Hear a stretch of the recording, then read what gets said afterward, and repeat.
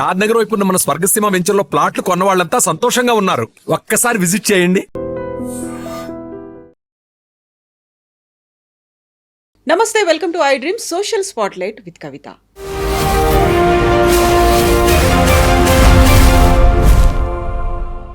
కర్ణాటకలోని ధర్మస్థలలో ఏం జరుగుతుంది? 13 ప్రాంతాల్లో తానే 100ల కొద్దీ శవాలని ఖననం చేశాను, దహనం చేశాను అని ఒక పారిశుద్ధ్య కార్మికుడు చెప్పినటువంటి మాటతో తవ్వకాలైతే సిట్ చేపట్టింది. తవ్వుతుంటే అవశేషాలు రావట్లేదు, కాకపోతే బోల్డ్ అన్ని క్వశ్చన్స్ మాత్రం బయటపడుతున్నాయి. ఈ మిస్టరీల వెనకాల ఉన్నటువంటి మతలబేంటి? యాక్చువల్గా అక్కడ తాంత్రిక పూజలు జరిగేవా? నరబలులు కూడా అయ్యాయా? ఆత్మహత్యలు జరిగాయా? లేకపోతే మాస్ బరియల్కి సంబంధించి ఎందుకని దేశవ్యాప్తంగా చర్చించుకుంటున్నాం? మనతో పాటుగా ఉన్నారు ఆస్ట్రో సైకాలజిస్ట్ ఎస్వి నాగనాథ్ గారు. నాగనాథ్ గారు నమస్కారం అండి. నమస్తే మేడం. ఎలా ఉన్నారు? నేను ఎప్పుడు ఒకటేలా ఉంటాను. హ్యాపీ. ఓకే, సో ధర్మస్థల ఏమవుతోంది? ఏం జరుగుతోంది అక్కడ? ధర్మస్థలంలో ఏం జరుగుతుందో అది జనరల్గా కేవలం ధర్మస్థలంలోనే కాదు మేడం. ఎక్కడైతే ఒక ఫ్యామిలీ వారసత్వంగా వచ్చినటువంటి ఒక పొజిషన్ అనండి, లేకపోతే ఒక పవర్ అనండి, వ్యక్తుల వల్ల ఆ అడ్మినిస్ట్రేషన్ ఎక్కడైతే రన్ అవుతుందో, whether it is a political party or else a place like this Dharmasthala, పీఠాలు జనరల్గా ఇలాంటి చోట ఎప్పుడైతే పర్సన్ అడ్మినిస్ట్రేషన్ పవర్ ఉంటుందో ఆ పర్సన్ మే బి ప్యూర్. అక్కడ ఎవరైతే మనం ప్రధానమైనటువంటి అడ్మినిస్ట్రేటర్, మెయిన్ చైర్పర్సన్ లాగా అనుకుంటున్నామో అతను జెన్యున్ అయి ఉండొచ్చు, లేదా అతను ప్యూర్ అయి ఉండొచ్చు. కానీ అతని కింద వాళ్ళు, అతని కుటుంబ సభ్యులు, వీళ్ళందరూ ఎంతవరకు జెన్యున్ అన్నది అతను చూసుకోవడానికి వచ్చినప్పుడు అక్కడ ఒక పార్షాలిటీ, ఒక పక్షపాత వైఖరి ఉంటుంది తప్ప ధర్మబద్ధంగా ఉన్నాను, నేను ఎటువంటి పొజిషన్లో ఉన్నాను, నేను ఎటువంటి కుర్చీలో ఉన్నాను, నన్ను నమ్ముకొని ఒక సంవత్సరానికి 1 కోటి మంది, సుమారు 1 కోటి మంది దర్శనానికి వస్తున్నారు. ఆ ప్రాంగణాన్ని నేను ఎంత పవిత్రంగా ఉంచాలి, దాని శాంటిటీని ఎలా మెయింటైన్ చేయాలి భావితరాల వాళ్ళకి.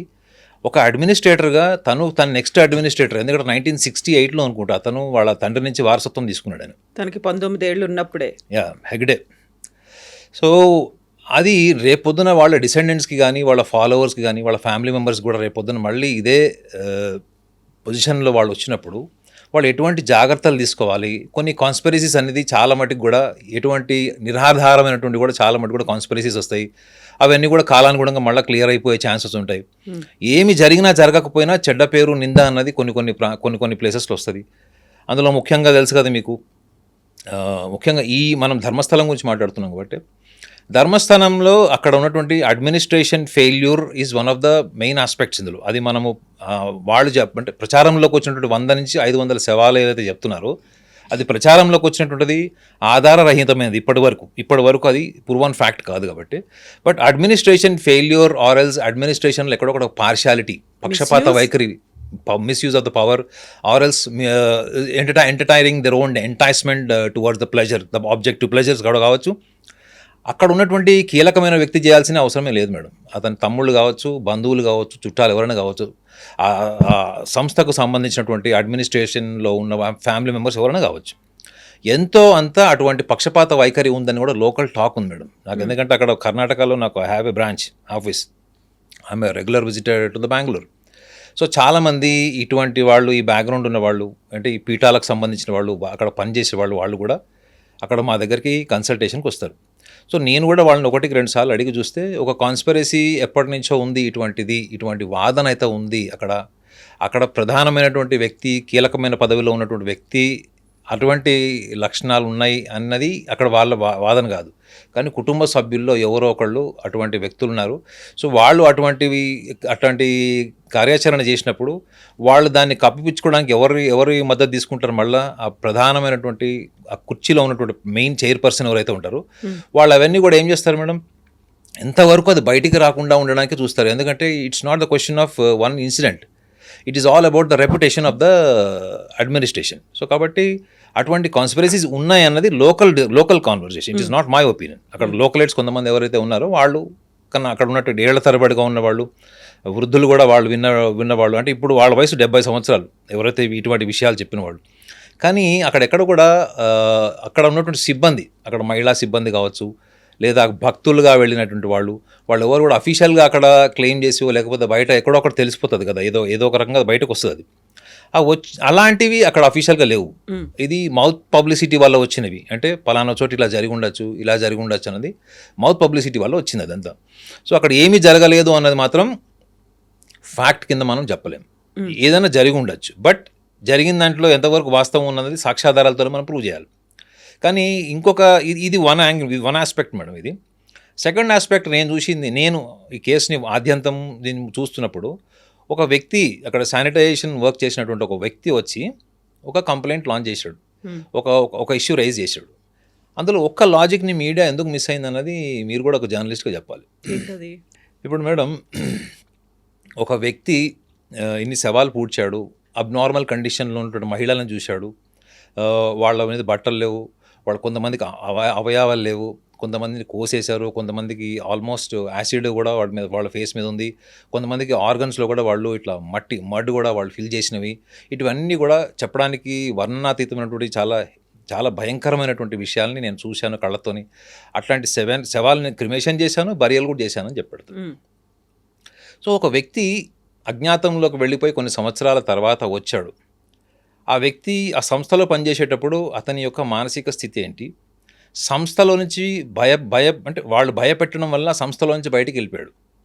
ఎందుకంటే ఆ వ్యక్తులే మా ఇంట్లో ఉన్నటువంటి ఒక మహిళ మీద కూడా అత్యాచారం చేయబోయారు, అందుకని మేము తప్పించుకొని పారిపోయాము, ఇంకెక్కడో అక్కడ షెల్టర్ తీసుకొని ఉన్నాము అనే మాట. దీన్ని సైకాలజిస్టులు తీసుకోరు మేడం. మీ ఆడియన్స్ తీసుకుంటారో లేదో విమర్శిస్తారో లేదో తెలియదు. కానీ మీరు చూడండి, ఒక సగటు మనిషి ఎప్పుడు కూడా ఎలా ఆలోచిస్తాడంటే, మీరు చంద్రముఖి సినిమా చూశారు కదా, ఒక చంద్రముఖి సినిమాలో రజనీకాంత్కి క్లోజ్ ఫ్రెండ్ ఉంటాడు ప్రభు. నీ భార్యనే ఇందులో మెయిన్ కల్ప్రిట్ అని చెప్పినప్పుడు ఎందుకు తీసుకుంటాడు ఆయన? అవసరమైతే ఫ్రెండ్ని ఇంట్లోంచి ఎల్లగొట్టడానికి నిర్దాక్షిణ్యంగా ఒక సగటు మనిషిలాగా తన వ్యక్తిగత భావోద్వేగాల నుంచి ఆలోచిస్తాడు మేడం. ఒక సగటు మనిషి అనేవాడు అలానే ఆలోచిస్తాడు.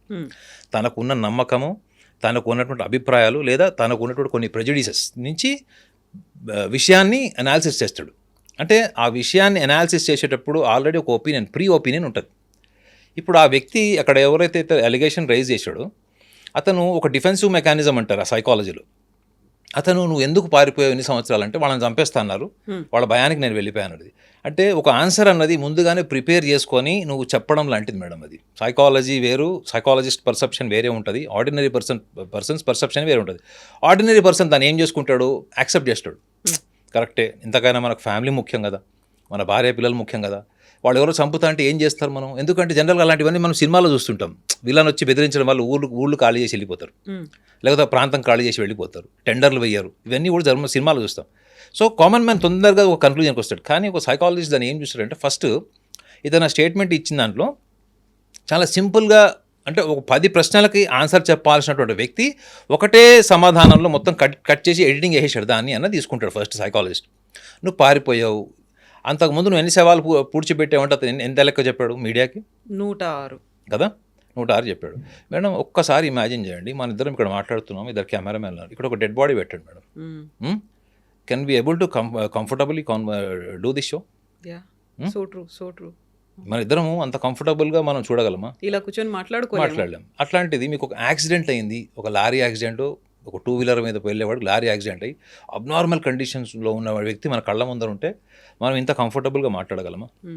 చూసి తల తిప్పుకొని పోతూ ఉంటాం కదా, అలాంటి ఇన్సిడెంట్స్ చాలా చూసాం. అట్లాంటిది ఒక మగవాడు ఫస్ట్ ఆఫ్ ఆల్ తన జీవిత భాగస్వామిని తప్ప ఎవరిని నగ్నంగా చూడలేడు మేడం.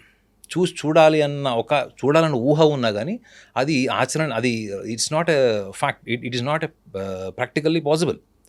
అది ఎందుకు పాసిబుల్ కాదు అంటే, నేను అసలు నా జీవితంలో నాకు వయసు వచ్చిన తర్వాత నేను బయట ప్రపంచంలోకి వెళ్ళినప్పుడు ఒక స్త్రీని నేను నగ్నంగా ఎప్పుడు చూడగలుగుతాను? Unless and until I have a girlfriend and we are so much intimate and only then it is a private relation, it is absolutely private relation, private intimacy, అది విత్ కన్సెంట్.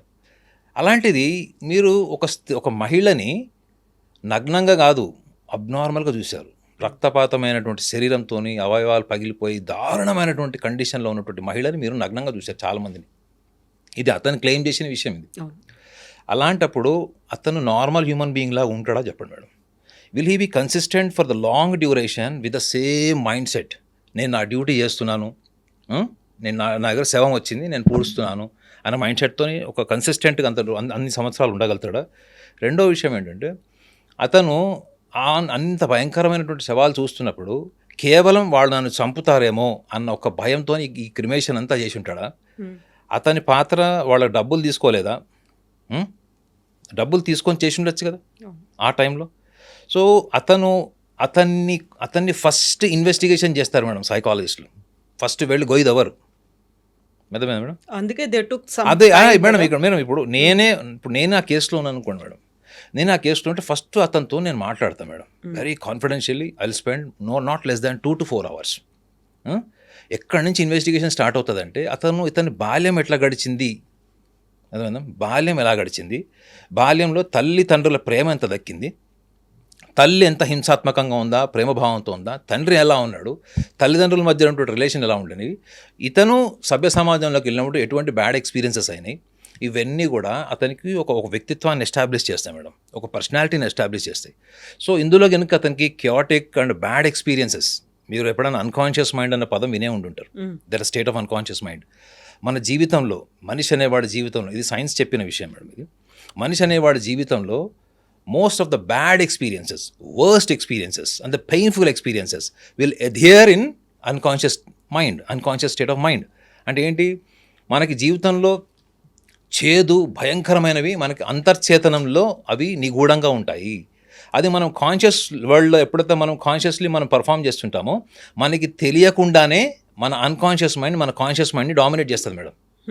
ఒక spur of మూమెంట్లో murder చేసేవాళ్ళు, spur of మూమెంట్లో ఒక anti social activity చేసేవాళ్ళు, వాళ్ళందరికీ కూడా వాళ్ళ సబ్ కాన్షియస్ మీద కంట్రోల్ ఉంటుంది మేడం. నేను ఈ పని చేస్తే నేను జైలుకి వెళ్తాను, ఇది యాంటీ సోషల్ యాక్టివిటీ, ఇది నేను చెయ్యలేను అనేటువంటి ఒక స్టేట్ ఆఫ్ మైండ్ ఉంటుంది మేడం. అదేది your sub conscious is control.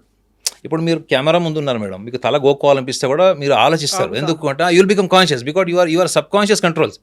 But there are some things మీ అన్కాన్షియస్ కంట్రోల్ చేయలేని ఏంటి అంటే మీరు కనురెప్ప మనం కొడుతుంటాం, మన ఐలిడ్ మనకి డైరెక్షన్స్ తిరుగుతుంటుంది. What is that cannot be control through unconscious mind which definitely do have an impact of your childhood. So ఈ అంతర్చేతనంలో ఉన్నటువంటి చైల్డ్హుడ్ని ఫస్ట్ ఇన్వెస్టిగేషన్ చేస్తారు మేడం. అంటే దీనికి ధర్మస్థలంతో కానీ, ధర్మస్థలం చాలా అది ఒక పెద్ద పుణ్యక్షేత్రం, అది లేదా 800 సంవత్సరాల చరిత్ర ఉంది.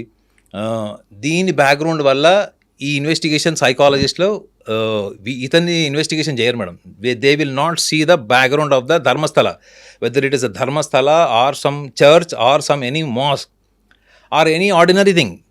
They will see the person who claimed this allegation. Consequences ఎలా ఉన్నాయి. ఇప్పుడు అక్కడ ధర్మస్థల కాబట్టి ఇవంతా వీళ్ళు ఇలా మాట్లాడుతున్నారు అనే వాళ్ళు కూడా ఉంటారు. ఇది ధర్మస్థలకు సంబంధించింది కాదు మేడం. ఒక భారతదేశాన్ని ఒక్కసారి కదిలించేసి నేషనల్ మీడియాలో ఒక పెద్ద న్యూస్ కింద మారిపోయినప్పుడు ఆ వ్యక్తి మీద ఎందుకు ఇన్వెస్టిగేషన్ లేదు? ఆ వ్యక్తిని పోలీస్ డిపార్ట్మెంట్ వాళ్ళే ఒక డిపార్ట్మెంట్ ఆఫ్ సైకియాట్రీ నుంచి కానీ డిపార్ట్మెంట్ ఆఫ్ సైకాలజీ నుంచి పిలుచుకొచ్చి అతనితో ఎందుకు ఎగ్జామినేషన్ ఎందుకు జరిగించలేదు? ఫస్ట్ అది అయిన తర్వాత, అది అయిపోయిన తర్వాత మీరు యాక్షన్ తీసుకోండి. ఎవరొద్దన్నారు? అతను 100 చోట్ల తోమంటే మీరు 200 చోట్ల అవ్వండి, ఎవరొద్దన్నాడు? అందులో సైకాలజిస్ట్ రోల్ ఏముంటుంది తెలుసా మేడం? అందులో ఇతను ఒకవేళ స్కిజోఫీనియా పేషెంట్ అయిండా, రెండోది అన్ని శవాలు నగ్నంగా చూసినవాడు, అతనికి ఆల్కహాల్ ఎడిక్షన్ లేదని గ్యారంటీ ఇస్తారా?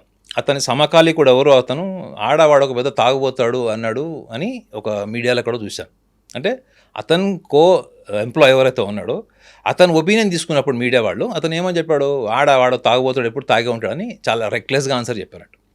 సో అతనికి ఇంటాక్సికేషన్ హ్యాబిట్ ఉన్నప్పుడు సైకాలజిస్టులు ఇంకొక డైమెన్షన్ కూడా ఏం తీసుకుంటారంటే, ఇది అతను అక్కడ ఎంప్లాయ్గా ఉన్నన్ని రోజులు ఎంత ఆల్కహాల్ ఎడిక్షన్ కలిగి ఉన్నాడు, అక్కడి నుంచి రానవే అతను అక్కడి నుంచి సడన్గా అక్కడి నుంచి ఫ్యామిలీని తీసుకొని వెళ్ళిపోయాడు, ఎక్కడో డిజపియర్ అయిపోయాడు. ఈ గ్యాప్లో ఎన్ని సంవత్సరాలు ఉన్నాడు మేడం? అతను 14 years ఉన్నాడు కదా. 2014లో వెళ్ళాడు, ఇప్పుడు మళ్ళీ 25లో వచ్చాడు, అంటే 11 years. ఈ 11 years అతని పర్సనల్ లైఫ్ ఏంటో చూస్తారు మేడం. అతని personal life, social life, overall contentment చూస్తారు మేడం. ఒకవేళ ఇతనే మీరు సైకాలజీలో ఒక టర్మ్ వినే ఉంటారు, మీరు నెక్రోఫీలియా అన్న పదం విన్నారు ఎప్పుడన్నా? శవాలతోని సంభోగం చేసేటువంటి ఒక మానసిక రుగ్మత అది. సో ఇతను ఇవాళ గిల్ట్ అన్నప్పుడు psychologist which perceptional area which was the area where you felt guilt. You are also the part of the performances with the nude woman. You have done something wrong with them. Or else you have done something that was against your conscience, but yet without any force, without any fear against the death, you must have done something else. మీరు మిమ్మల్ని భయపెట్టి చంపుతాము అని భయభ్రాంతులు చేసినప్పుడు మీరు చేసిన ఒక చర్య ఆ తర్వాత మీకు యాంత్రికంగా అది అలవాటు కూడా అయిండొచ్చు కదా. అందువల్లే you are free to see, you are allowed to see a women nakedly and it's a dead body. So necrophilia తనకి డిజార్డర్ లేదని ఎట్లా చెప్తారు, అది ఎట్లా చెప్తారు వాళ్ళు?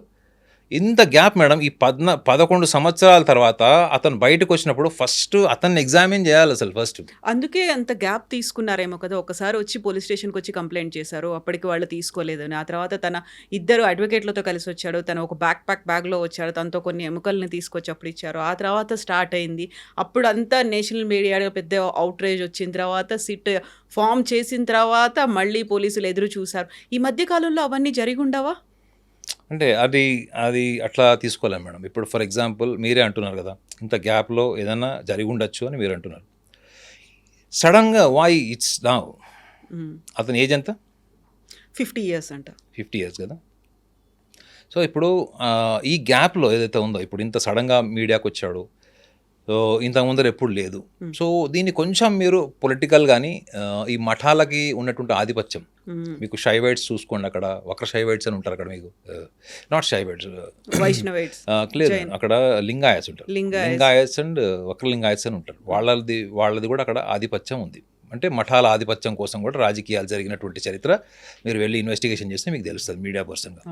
సో దానివల్ల జరిగిందా అంటే, ఇప్పుడు ఎవరైతే అక్కడ ముఖ్యమంత్రిగా ఉన్న వ్యక్తి ఎవరైతే ఉన్నారో అతని కమ్యూనిటీ, వీళ్ళ సమాజం వేరు, వాళ్ళ సమాజం వేరు. అక్కడ మనం ఇది కొంచెం politically it is not a very important point to be discussed and analysed, కాబట్టి నేను పెద్ద పట్టించుకోవట్లేదు. కానీ బట్ ఆధిపత్యం కోసం, మఠాల ఆధిపత్యం కోసం జరిగిందా, లేదా గవర్నమెంట్ ముఖ్యమంత్రి మీద ఉన్నటువంటి, ఎందుకంటే మీరు కర్ణాటకలో వెళ్ళి చూసుకోండి మేడం, అక్కడ చాలా ఈ discrimination of casteism, discrimination of discrimination of the casteism, discrimination of the financial status and the power, ఇవి మీకు క్లియర్గా అనిపిస్తాయి అక్కడ. మీరు ఎక్కువ లోతుకి వెళ్తే మంచిది కాదు, కానీ నేను మైసూర్ నుంచి ఎక్కడెక్కడో ప్లేసెస్ అన్నీ కూడా నేను చూశాను.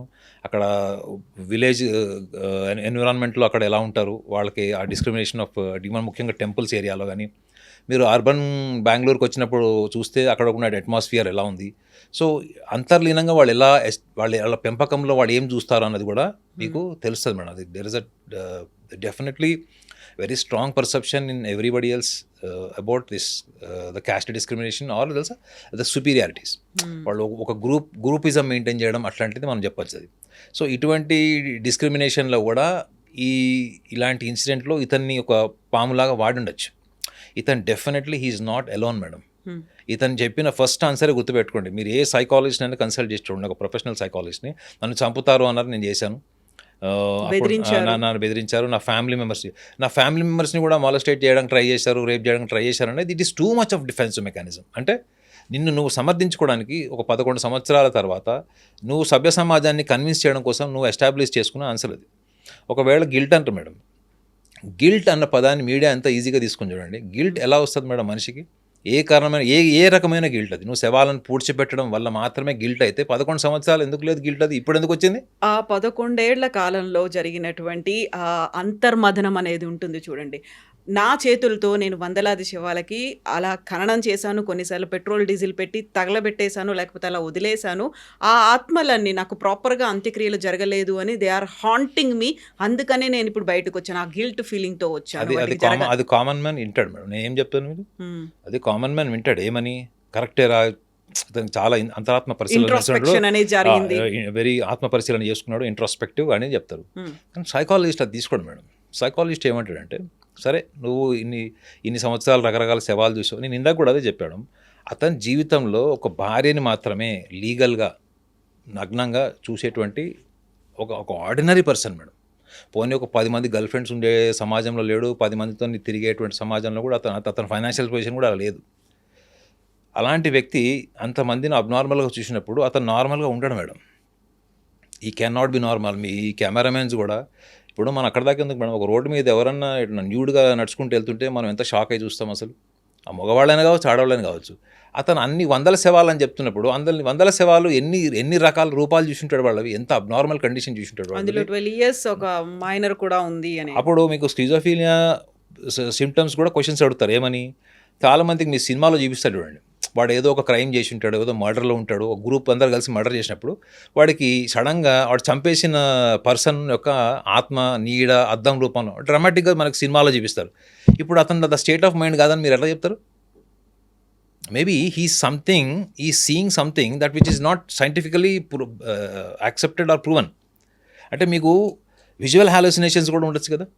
మేబీ అతను చనిపోయిన వాళ్ళ శవాల మొహాలు వాళ్ళవన్నీ కూడా అతను కనిపిస్తుండొచ్చు. ఇప్పుడు ఇది ప్రాబబిలిటీ, ఇది నేను గ్యారంటీ నేను చెప్పాను. ప్రాబబిలిటీ ఏంటంటే ఇతనికి శబ్దాలు కూడా వినిపిస్తుండొచ్చు, అంటే ఆడిటరీ హాలోసినేషన్, అంటే auditory hallucination and visual halogenation.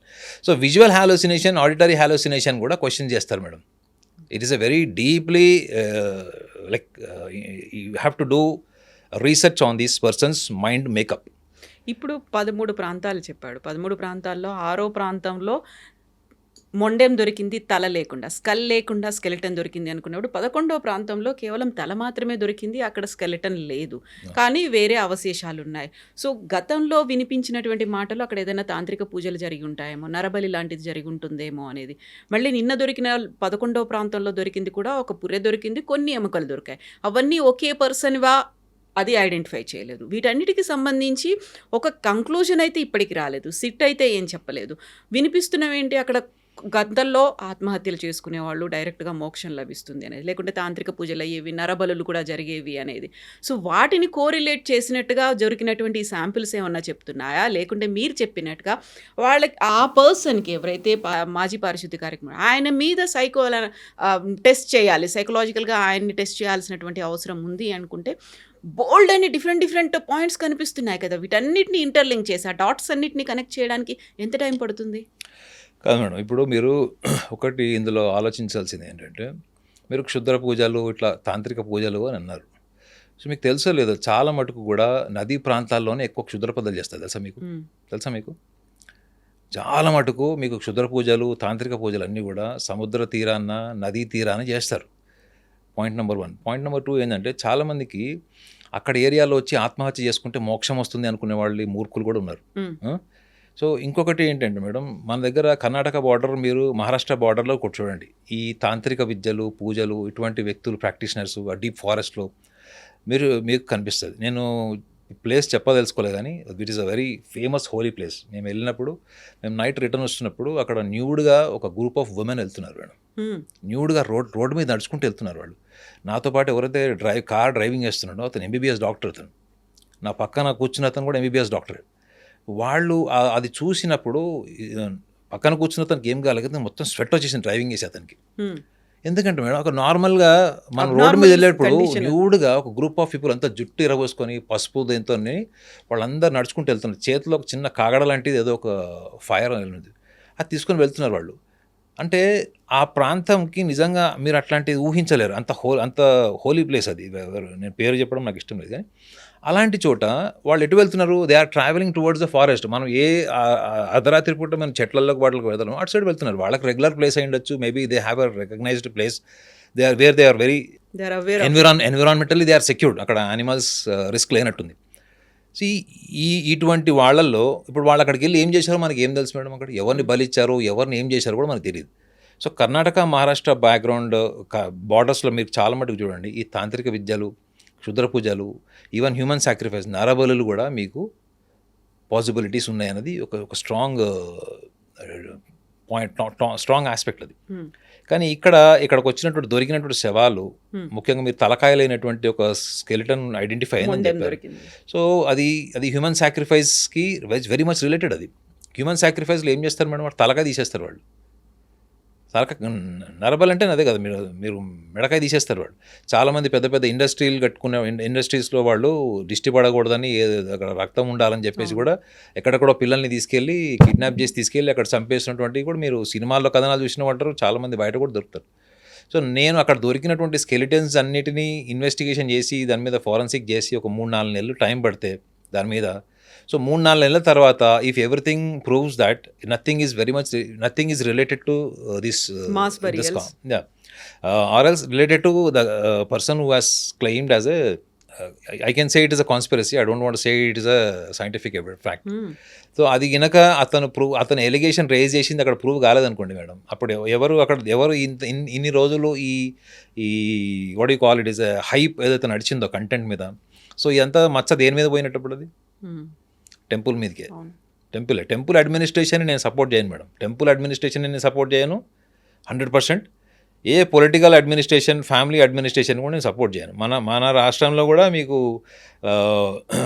ముఖ్యమంత్రుల పిల్లలు జైలుకి వెళ్ళొచ్చిన వాళ్ళు కూడా ఉన్నారు, అర్థమైందండి. అప్పుడు ఎవరేం చేస్తారు మేడం, వాళ్ళందరూ వాళ్ళ కుటుంబాన్ని కాపాడుకోవడం కోసం ఉంటారు తప్ప వాళ్ళు ప్రజల గురించి వాళ్ళ గురించి ఎందుకు ఆలోచిస్తారు? ఎక్కడైనా అడ్మినిస్ట్రేషన్లో పవర్ ఉంది, ఫ్యామిలీస్ అందులో రూల్ చేస్తున్న అడ్మినిస్ట్రేషన్ అంటే ఆ కింద వాళ్ళందరూ ఫెయిర్గా ఉంటుందని గ్యారెంటీ ఉండదు. ఆ కింద వాళ్ళు ఎవరు చేసినా పైన కూర్చున్న వాళ్ళు వాళ్ళని సమర్థించి వాళ్ళని ఆ కేసులోంచి బయటకు తీయడం కోసం బ్రైబ్ చేయడము, పొలిటికల్ పవర్ యూజ్ చేయడము, లేకపోతే పోలీస్ యంత్రాంగాన్ని కూడా వాళ్ళు మేనేజ్ చేసేటువంటి స్థాయి ఇన్ఫ్లుయెన్స్ చేసినప్పుడు ఇటువంటి శవాల యొక్క ఆనవాళ్ళు ఇవి ఎక్కడి నుంచి వచ్చినాయి?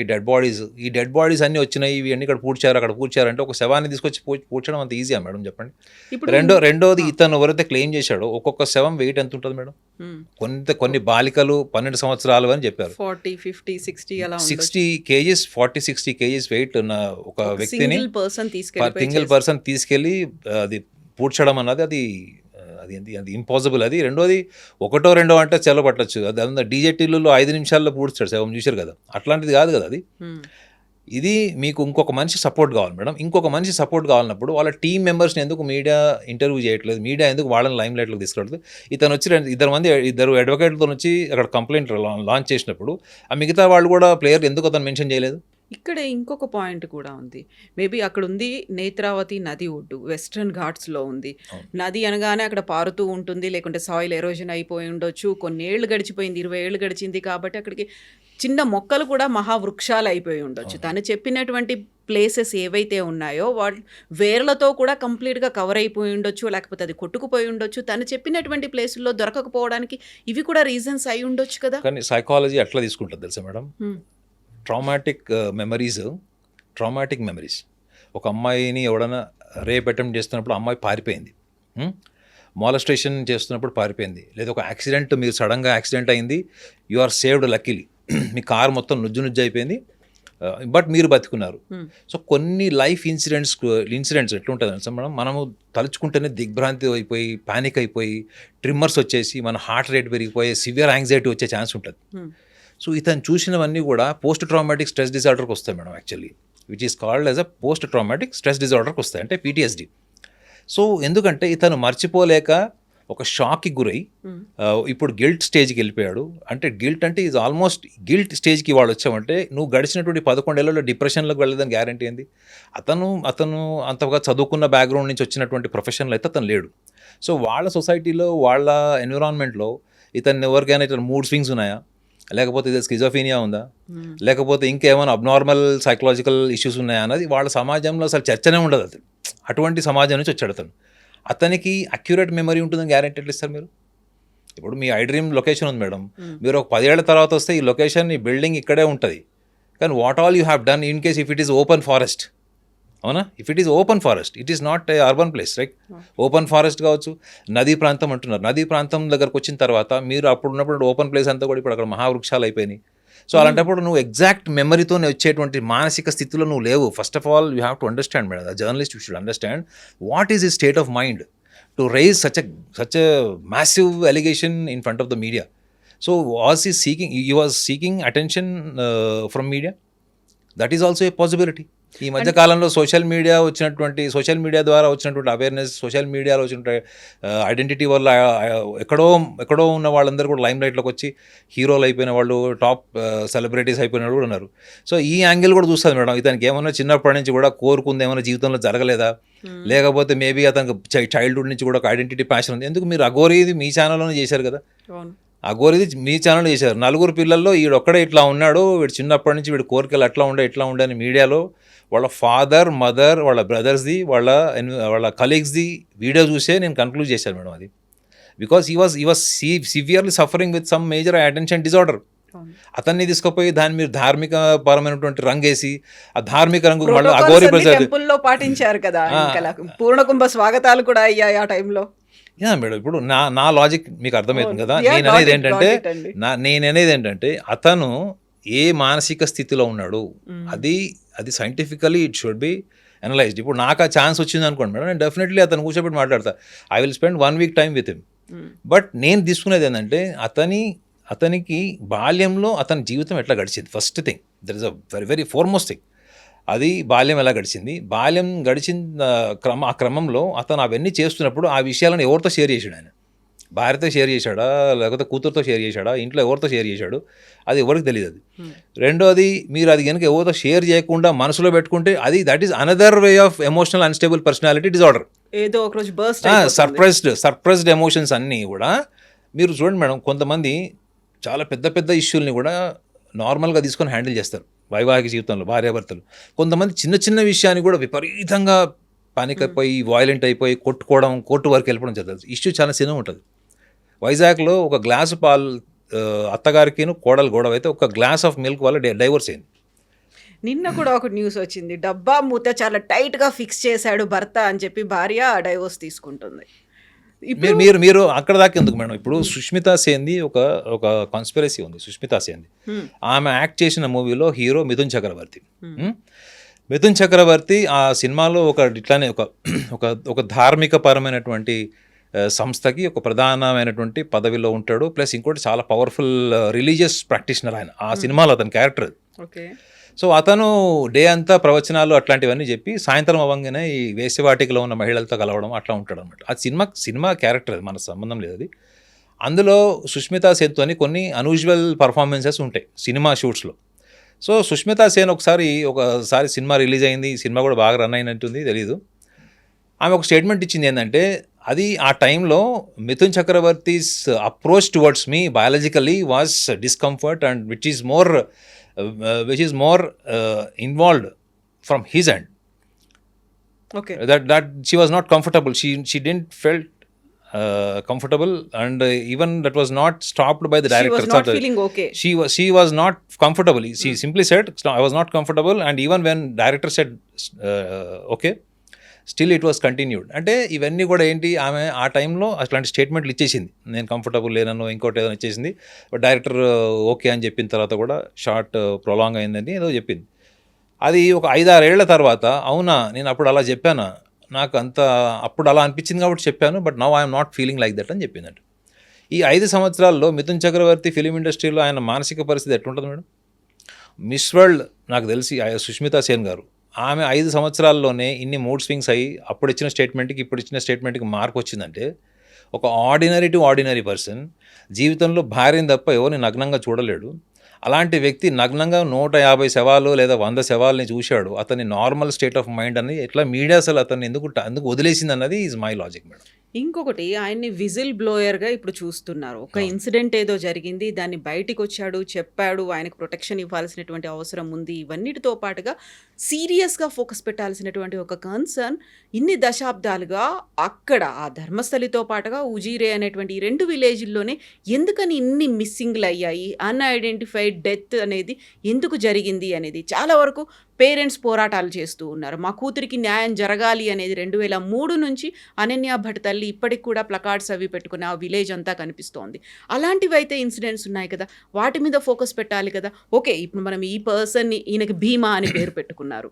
సో ఎలా అయితే నిర్భయాకి పేరు పెట్టారో ఒక నిర్భయ అని, ఈ పర్సన్కి భీమా అని పెట్టారు. భీమాకి సైకలాజికల్గా కొంచెం ఏదైనా ఎఫెక్ట్స్ ఉండొచ్చు, లేకపోతే ఆయన డిప్రెషన్లో ఉన్నారా ఇంకోటో అనుకోవచ్చు.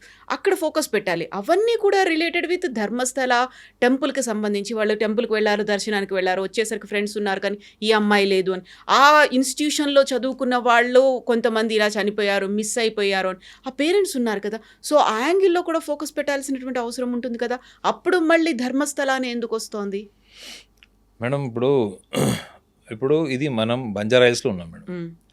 బంజారాయిల్స్లో నుంచి ఒక 30 మంది సడన్గా అమ్మాయిలు మిస్సింగ్ ఉన్నారు ఫర్ ఎగ్జాంపుల్. సో ఒక 10 ఏళ్ల తర్వాతనో ఒక 5 ఏళ్ల తర్వాతనో ఏదో ఒక డెడ్ బాడీ దొరికింది. సో అదొక పెద్ద న్యూస్ అయింది అనుకోండి, అది అమ్మాయి దొరికింది. ఇట్లాంటి కాన్స్పిరసీలో నుంచి అది బయటకు వచ్చింది, వెలుగులోకి వచ్చిన అంశం అనుకున్నాం. ఈ 30 మంది మిస్ అయిన వాళ్ళలో ఎంతమంది పోలీస్ స్టేషన్ అప్రోచ్ అవ్వాలి, ఎంతమంది మీడియాని అప్రోచ్ అవ్వాలి? మీరన్న లొకేషన్స్ ఏవైతే చెప్పారో అక్కడ సుమారు 100 మంది మిస్ అయ్యారు అనుకుందాం మేడం. మారుమూల ప్రాంతాల నుంచి కావచ్చు, ఎక్కడన్నా కావచ్చు. ఎన్ని కేసెస్ వాళ్ళు, మా అమ్మాయి కూడా తప్పిపోయిందండి ఆ టైంలో, మా అమ్మాయి కూడా ఆ రోజు నుంచి ఈ రోజు అంటే సుమారు 15 ఏళ్ల నుంచి 20 ఏళ్ళు, ఒకవేళ మనం డ్యూరేషన్ క్యాలిక్యులేట్ చేసుకుంటే ఈ 15-20 ఏళ్లలో మా అమ్మాయి కనపడట్లేదంటే ఆ తల్లిదండ్రులకి అంతకంటే గొప్ప ఇన్ఫర్మేషన్ ఇంకోటి ఉండదు మేడం, ఆనెస్ట్లీ. ఎందుకంటే అట్లీస్ట్ మన అమ్మాయి ఏమైందనే తెలుస్తుంది. ఒకవేళ మనకు అస్థిపంజరం దొరికితే మనం క్రిమేషన్ చేసుకొని ఎట్లనో మనం మన దగ్గర క్రిమేషన్ చేయకపోతే ఆత్మశాంతి ఉండదు అన్నటువంటి ఒక నమ్మకం ఉంటాం కాబట్టి, సో కనీసం ఎంతమంది పోలీస్ స్టేషన్ అప్రోచ్ అయ్యారు, ఎంతమంది నిజంగా పేరెంట్స్ ముందుకు వచ్చారంటే దానికి కూడా ఒక కాన్స్పిరసీ థియరీ ఇచ్చారు. ఏంటంటే అట్లా ఎవరైనా ముందుకు వస్తే వాళ్ళని కూడా చంపేస్తారేమో, దగ్ధం చేశారు అని చెప్తారు. ఇప్పుడు నేను అది పాసిబిలిటీ ఉండొచ్చు మేడం. ఎందుకంటే ఈ మధ్య మనం చాలా సందర్భాల్లో చూస్తున్నాం ఏంటంటే ఒక ఎవరైనా ఒక పవర్ఫుల్ పర్సన్ అతను ఇన్ఫ్లుయెన్స్ చేయాలి అనుకుంటే మాత్రం వాళ్ళకి లా అండ్ ఆర్డర్ కానీ పోలీస్ డిపార్ట్మెంట్ కానీ ఏం పెద్ద మ్యాటర్ కాదు. మన మన మన మన రాష్ట్రాల్లో కూడా చూస్తున్నాం, అధికారంలో ఉన్న పార్టీ అధికారాల్లో ఉన్నప్పుడు ఎటువంటి ఈ ఉమెన్ హెరాస్మెంట్కి సంబంధించినది, ఈ హీరోయిన్స్కి సంబంధించినటువంటి విషయాలు కానీ, వాళ్ళ ఫోన్ కాల్స్కి విషయాలు కానీ అధికారంలో ఉన్నప్పుడు ఎందుకు రాలేదు బయటికి? అధికారం నుంచి దిగిపోయిన తర్వాత ఎందుకు వచ్చినాయి? Some people will become generous to come in front of the media and they explore that what all the nonsense happened to them during their tough time. So అట్లాంటిదన్నా అక్కడ జరగాలి కదా మేడం. ఇప్పుడు మీరు ఇవాళ ఒక 100 మంది మిస్ అయ్యారంటే 20 కంప్లైంట్స్ అయినా రావాలి మేడం, మా అమ్మాయి మిస్ అయింది అన్నది. సో ఇందులో ఫస్ట్ మనం ఒక నమ్మకానికి వచ్చేసాం ఏంటంటే అక్కడ 150 శవాలు ఇతను పూడ్చిపెట్టాడు అనేది ఫస్ట్ మన prejudice madam. We have developed A mind set that అరే అతను చెప్పాడు 150 శవాలు, అది వినడానికి బాగుంది మేడం. కానీ అతను ఎక్కడ పూడ్చిపెట్టాడు, ఎక్కడ తవ్వకాలు జరుగుతున్నాయి అన్నది మీకు మీడియాలో ఏమైపోతుంది, ఈరోజు 500 శవాలు కనపడ్డాయి, 100 శవాలు కనపడ్డాయి అన్నది నేను యూట్యూబ్లో టైటిల్ చూస్తున్నాను. ఆల్రెడీ దొరికిపోయినాయి, 30 దొరికినాయి. తీరా చూస్తే అది ధర్మస్థల స్టార్టింగ్ కేసులో ఏవైతే అనాలిసిస్ ఉన్నాయో అవే ఉన్నాయి కేసులో. సో మీడియాకి maybe it is a bread and butter for media or social media views or whatever it is. కానీ దాన్ని సైంటిఫికలీ సైకాలజికల్గా ఎట్లా ఆలోచిస్తారంటే ఫస్ట్ అతని క్లెయిమ్ చేసిందే కరెక్ట్ కాదు అన్నది సైకాలజిస్ట్ ఫస్ట్ పట్టుకుంటాడు. ఒకవేళ కరెక్ట్ అనుకోండి, అతని దగ్గర ఇన్ఫర్మేషన్ ఇప్పుడు ఫారెన్సిక్ డిపార్ట్మెంట్ కానీ ఈ దీని మీద ఏవైతే మనం అస్థికల గురించి మనం మాట్లాడుకుంటున్నామో ఇది 3-4 నెలల్లో తేలుతుంది మేడం. అట్లీస్ట్ వీళ్ళు నిజంగా నార్మల్గా చనిపోయారా, వాళ్ళకు చనిపోయేటప్పుడు ఎటువంటి బలవన్ మరణం జరిగిందా, వాళ్ళ ఆర్గన్స్ ఎందుకు తీసేశారన్నది ఇవి కొన్ని peripherally it will come after 4 months. But psychology ఏం చెప్తుంది దీని అన్నిట్లో అంటే ఫస్ట్ ఫండమెంటల్లీ ఎవరైతే క్లెయిమ్ చేశారో అతని మానసిక స్థితి ఏంది చూస్తే అదేదో 2-3 సంవత్సరాల కింద జరిగినట్టు లేదు, లేదా అతను చెప్పినా కూడా 5-6 సంవత్సరాల కింద విషయాల్లో కూడా లేదు. అది ఎప్పటివి 1995 ఆల్మోస్ట్ 98 నుంచి అని చెప్పారు అది. సో అలాంటప్పుడు దాని మీద అసలు ఫస్ట్ ఇతను ఎందుకు వచ్చాడు మార్కెట్లోకి అన్నది ఇన్వెస్టిగేషన్ చేస్తారు సైకాలజిస్ట్, కానీ అది చేస్తాం ఫస్ట్. రెండోది ఇప్పుడు మీరు అన్నారు అక్కడ అస్థికలు దొరికినవి ఇవాళ నిజంగా అవి ఎంతవరకు ఆధారాలకి నిలబడతాయి, ఆ డీటెయిల్స్ అన్నీ కూడా ఇతను చెప్పిన వాటికి అక్కడ వాటికి ఉన్న కండిషన్కి ఎంతవరకు నిలబడుతుంది అన్నది కూడా దట్ ఈస్ అనదర్ ఆస్పెక్ట్. కానీ మీడియా ముందుగానే ఒక కన్క్లూజన్కి ఏమొచ్చేసిందంటే అతను చెప్పిన దాన్ని ఫస్ట్ నిజమని నమ్మేసి దాని మీద జరిగింది. ఎందుకంటే మీడియా జనరల్గా కొంచెం సెన్సేషనలైజేషన్ ఇష్టపడుతుంది కాబట్టి. కానీ ఇది సెన్సేషనలైజేషన్ కేసు కింద సైకాలజిస్ట్ అస్సలు తీసుకోండి మేడం. అర్థమైందా? ఒక రకంగా చెప్పాలంటే అనకూడదు కానీ చాలా కూల్గా ఫస్ట్ వీడు ఏం చేశాడు, వీడు బ్యాక్గ్రౌండ్ ఏంటి, వీడు ఎందుకు చెప్పాడు, ఇవన్నీ అనాలిసిస్ చేస్తారు మేడం. ఇవన్నీ అనాలిసిస్ చేసిన తర్వాత అప్పుడు అది లీగల్ ప్రొసీజర్ ఒకటి ఉంటుంది మేడం, అది సైకాలజిస్ట్ రోల్ ఉండదు. లీగల్ ప్రొసీజింగ్ ఏముంటుంది, అది వీడు చెప్పిన చోటు పలానా చోటకి వెళ్దాం, వాడు ఒక ఎఫ్ఐఆర్ దర్జ్ చేస్తాడు, తర్వాత మళ్ళీ దానికి కోర్టు నుంచి ఆర్డర్ అనో లేకపోతే పోలీస్ స్టేషన్ నుంచి పర్మిషన్ ఏవో తీసుకొని మొత్తానికి వెళ్ళి అది ఫిజికల్ ఆపరేషన్ జరుగుతుంది. కానీ ఇతని మెంటల్ కండిషన్ ఏంటి, ఇతను ఎందుకు చెప్పాడు ఏంటి, వీళ్ళందరినీ చుట్టూ తిప్పుకోవడం కోసం చెప్పాడా, నిజంగా అతను ఒక 2-3 శవాలు పూడ్చుండొచ్చు, అతను కూడా షాక్కి గురై ఉండొచ్చు. ఆ 2-3 శవాలని నేను ఒక 100 శవాలని చెప్తే తప్ప వాళ్ళ మీడియా రాదు అక్కడికి, మీ 100 శవాలని చెప్తే కదా న్యూస్ కాదు. కాబట్టి నేను 100 శవాలని చెప్పడంలో అర్థం ఉంది అనే ఆ ఇంటెలిజెన్స్ నాకుందా, ఇవన్నీ కూడా మానసికంగా వాళ్ళు ఎస్టాబ్లిష్ చేసుకుంటుంటే మైండ్ సెట్ మేడం, అది మైండ్ మేకప్ అంటారు. ఇది కూడా ఇన్వెస్టిగేషన్ చేస్తుంది. సో ఇవి ఇన్వెస్టిగేషన్ చేశారనుకోండి మేడం, మీకు ఏమైపోతుంది, మీరు వేర్లు పట్టుకున్నట్టు ఉంటుంది, ఆకులు కొమ్మలు పళ్ళు దాని జోలికి సూపర్ఫిషియల్ ఎనాలిసిస్ ఉండదు మేడం. రూట్స్కి వెళ్ళిపోతే ఏంటంటే ఇతనే సరిగ్గా మెంటల్ కండిషన్ బాగోలేదన్నప్పుడు ఇతను 100 శవాలని అప్పుడు ఏం ఫిక్స్ అవుతామంటే మనము ఓకే మేబీ ఇతను ఒక 5-10 శవాలు అట్లా చేసి ఉండొచ్చు. సో లెటస్ ఇన్వెస్టిగేషన్ అనుకుంటారు. ఈ హైప్ మొత్తం పోతుంది మేడం, ఈ న్యూస్లో ఉన్న హైప్ అంతా ఎగిరిపోయి ఓన్లీ ఆ లాజికల్ ఫ్యాక్ట్స్లో నియరింగ్ ఫ్యాక్ట్స్ దగ్గరికి వెళ్తుంది.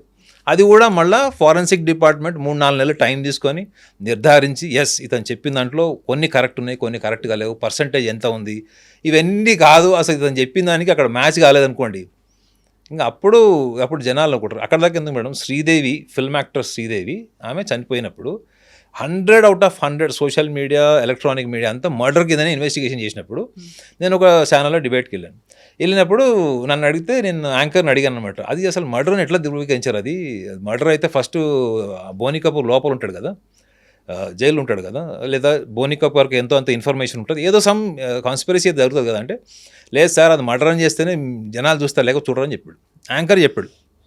సో లాస్ట్కి ఏం తెలియదు, అది న్యాచురల్ డెత్ కిందకి రాలేదు, అది something was happened which is not natural but it was deliberate. ఆమె ఆల్మోస్ట్ సూసైడ్ కిందకి వచ్చింది.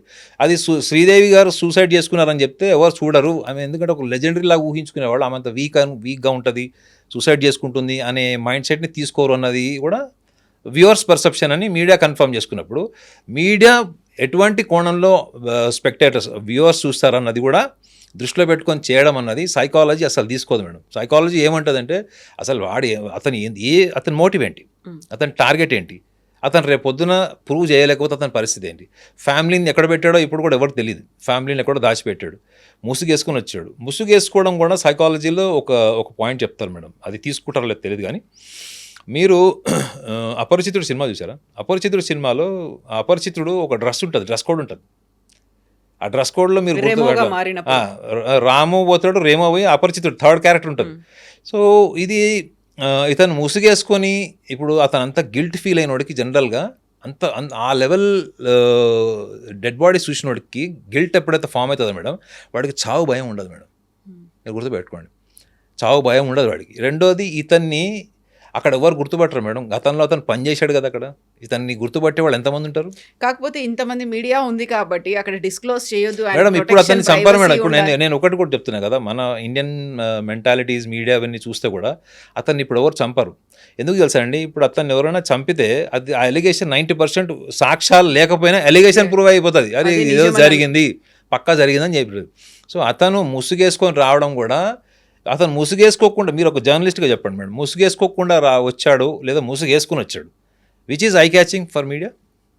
నో, అక్కడ ముసుగేసుకొని వచ్చింది కూడా పోలీసులు ఆయన్ని సేఫ్గా సెక్యూర్డ్గా ఉంచడానికి ప్రొటెక్షన్తో తీసుకొచ్చారు అనేదే కదా, ఆయన ఎవరు అనేది బయటకు పేరు పెట్టారు. భీమా 100 సార్లు చెప్పుకున్నాడు, నాకు ప్రాణహాని ఉంది, నా కుటుంబాన్ని కూడా వదలరు అని చెప్పాడు. ఫస్ట్ అతన్ని క్లెయిమ్ చేసుకుంటాడు మేడం, ఏమని పోలీసు వాళ్ళకి అతను ఏం చెప్తాడు, సార్ నా మొహం నేను చూపించాను కానీ నేను వాస్తవాలు చెప్తాను, బయట పెడతానని చెప్తాడు. అప్పుడు పోలీసు వాళ్ళు కూడా ఎందుకు రిస్క్ తీసుకుంటారు మేడం? వీడు కర్మగాలు ఎవరైనా చంపేశారనుకోండి, పోలీసు వాళ్ళు దానికి ప్రొటెక్షన్ లేదని పోలీస్ డిపార్ట్మెంట్ మీద నిందపడుతుంది.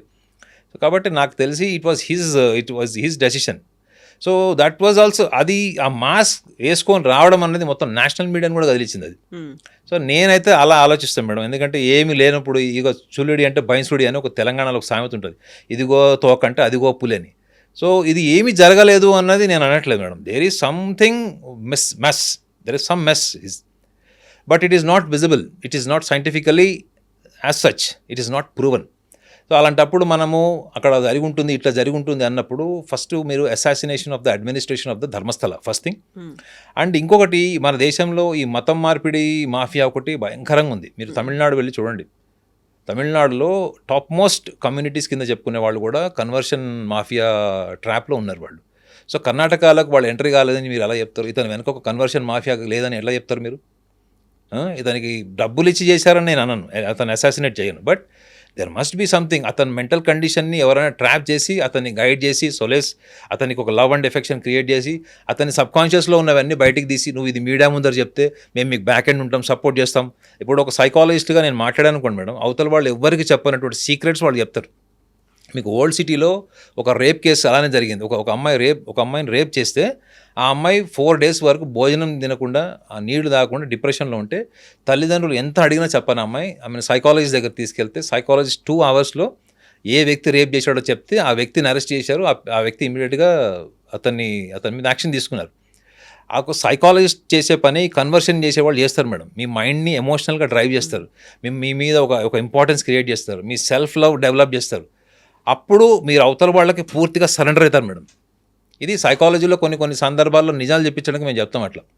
వాళ్ళని కంట్రోల్ చేయడానికి చేస్తాం, వాళ్ళ డిప్రెషన్ నుంచి బయటకు తీయడానికి చేస్తాం. అది ఇతన్ని అలాంటి బ్యాక్గ్రౌండ్ ఉన్న వాళ్ళు ఈ రిలీజియన్ కన్వర్షన్ మాఫియా వాళ్ళు వెనక నుంచి ఇతన్ని ఇట్లా స్పోర్ట్ ఫీలింగ్ వేసి చేయలేదని గ్యారంటీ ఉంది.